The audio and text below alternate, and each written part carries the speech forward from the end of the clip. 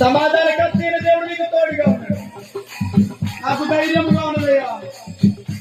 ఎంతో నెమ్మదిగా ధైర్యముగా ఉన్నది, ఎంతో నెమ్మదిగా ఉన్నది.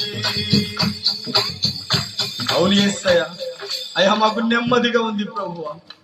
సర్వ సృష్టికర్తమైన నీవు మా తోడుంటే ప్రభువా మాకు నిజముగా ధైర్యముగా ఉంటుంది. ముందైతే సమాధానం లేకుండా ఉన్నారు. ఈరోజు కుటుంబాల్లో సమాధానాలు లేవు, అన్నదమ్ముల మధ్య సమాధానాలు లేవు, కుటుంబ పరిస్థితులు ఏమాత్రము బాగోలేనటువంటి పరిస్థితుల్లో అటువంటి సమాజంలో మనం బ్రతుకుతా ఉన్నాం.